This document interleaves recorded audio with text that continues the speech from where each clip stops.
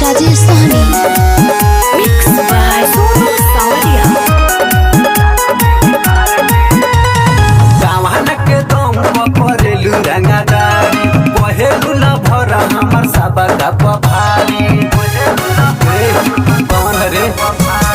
गावन के दम पकड़ेलू रंगदारी पहेलू न भर हमर सबका पभारी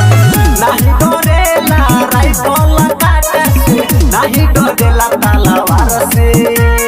लइका हच्चा मार के राख दी फार के लइका हच्चा मार के राख दी फार के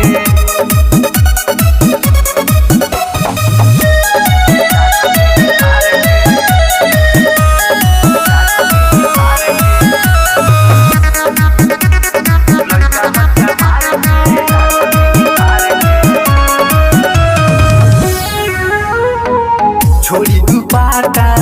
लेके काटा पढ़ेलू तू गुंडा गरदी हो बोलेला केहू त कालर धरेलू करेलू तू मन मरदी हो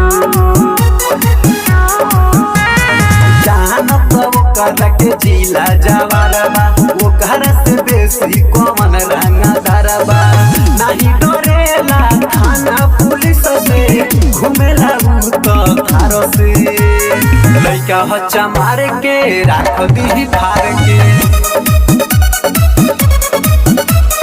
लइका हच्चा मार के राख दी फार के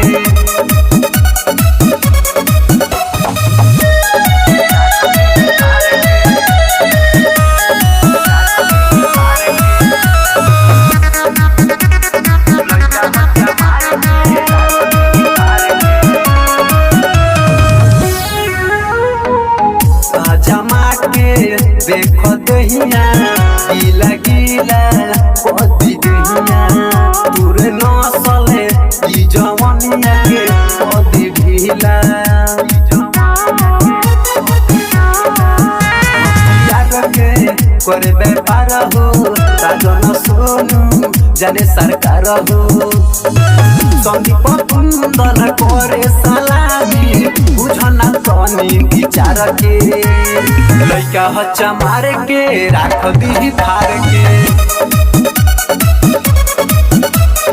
लइका हच्चा मार के राख दी फार के presented by Sonia music Bettiah.